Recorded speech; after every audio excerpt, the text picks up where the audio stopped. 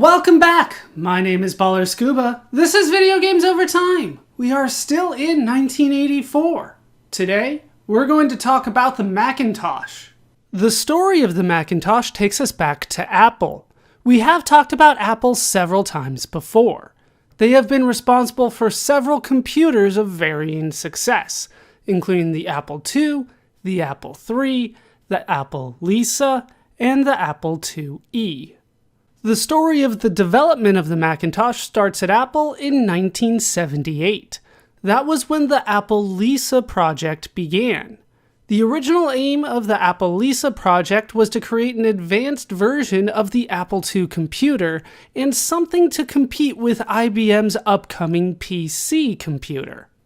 Steve Jobs heard about work that was happening at Xerox PARC, short for Palo Alto Research Center. Jobs arranged for several Apple engineers to visit the site in order to learn about the technology used on the Xerox Alto. Xerox in return would receive Apple stock options. The Xerox Alto was first introduced back in 1973 as a workstation computer. It used a graphical user interface, known as a GUI. To navigate the interface, the computer would use a mouse. We have briefly talked about these concepts before. After 2 visits to Xerox PARC, the Apple engineers learned what they needed.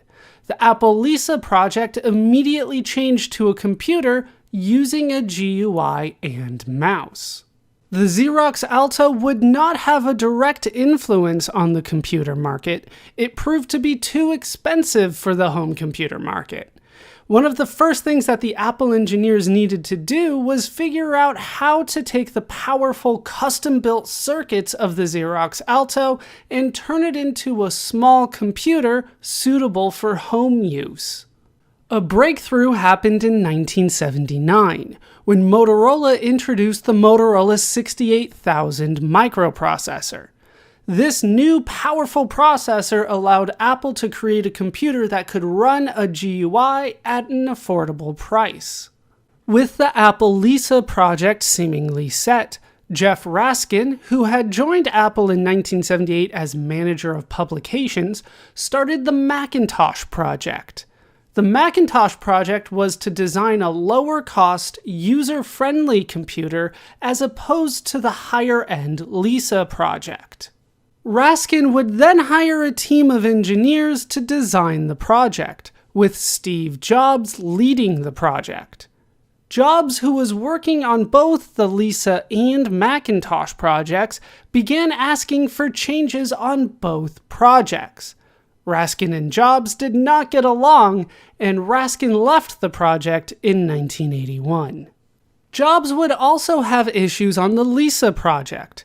After several more change requests, Jobs would be removed from the Lisa project. Jobs would then devote his attention fully to the Macintosh project. It is said that by the time the Macintosh was released, it was more of Jobs' creation than Raskin's. With the Macintosh nearly completed and ready for production, Apple turned their attention to advertising, a strategy that would become a pivotal focus of the project. The Macintosh would be teased for months following the Apple Lisa's announcement. The Macintosh would be formally announced in October 1983.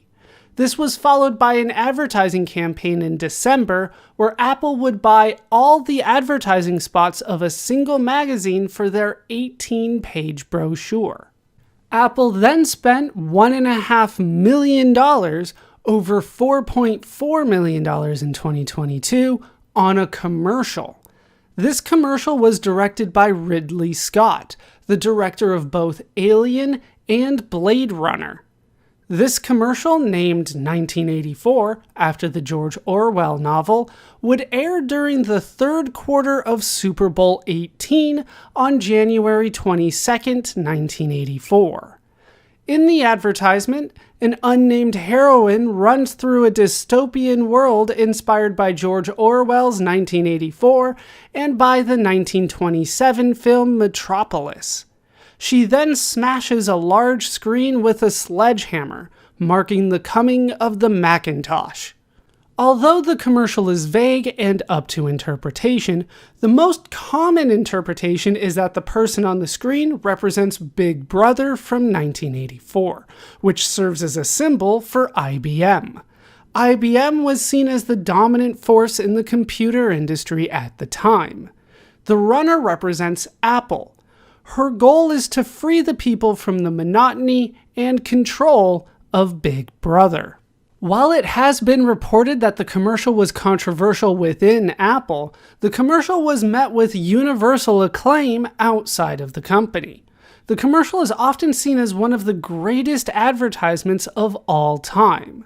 However, the commercial would only air nationally one time. In April 1984, the copyright holders to George Orwell's novel 1984 sent Apple a cease and desist letter, and the commercial was not aired again. As the commercial promised, the Macintosh was released on January 24, 1984. The Macintosh is a personal computer. It runs on a Motorola 68000 microprocessor that is over 7 times faster than the Apple IIe's microprocessor. However, due to the computer's programming, the effective rate was only roughly 6 times as fast as the Apple IIe. It came with 128 kilobytes of RAM built into the system with no room for expansion. The Macintosh came with a monitor built into the computer. The 9-inch monitor was black and white and had a resolution of 512 by 342 pixels. The computer also came with a disk drive built in, a keyboard, and a mouse. The Macintosh came with an operating system known as Mac OS, which had a graphical user interface. To help users get familiar with the new systems and controls, a manual and a guided tour program would come with the computer.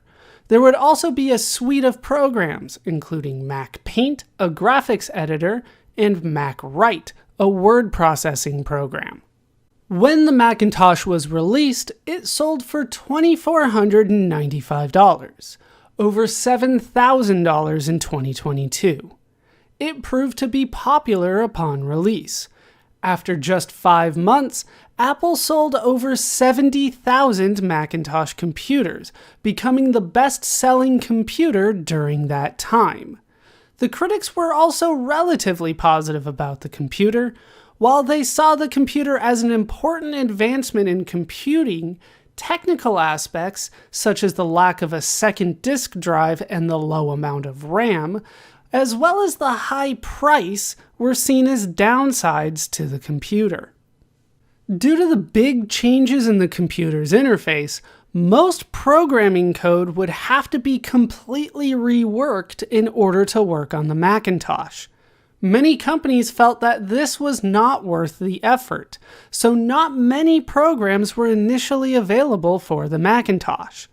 Although Apple promised that 79 companies were working on programs for the Macintosh, only 10 programs were widely available for the system. On September 10, 1984, in order to try to fix some of these issues, Apple released the second version of the Macintosh. This version would largely be the same as the original Macintosh, but it would have 512 kilobytes of RAM, also with no room for expansion.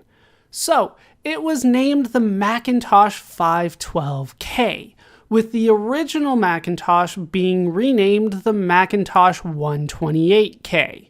The Macintosh 512K sold for $2,795, just under $8,000 in 2022. Only $300 more than the original, the Macintosh 512K proved to be more popular than the original. The 512K was targeted towards business users since it was able to handle multiple programs at once, something not many computers at the time could do. The Macintosh would see more products in the line released for it in the future.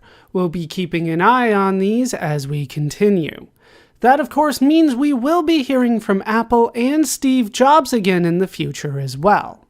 As for Jeff Raskin, he left Apple in 1982 to form his own company to further implement his ideas.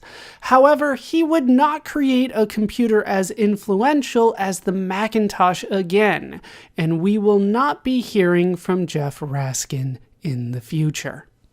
That will do it for the story of the Macintosh for now. My name is BallerScuba. This has been Video Games Over Time. Thank you so much for watching, and I hope to see you in our next video when we join the circle.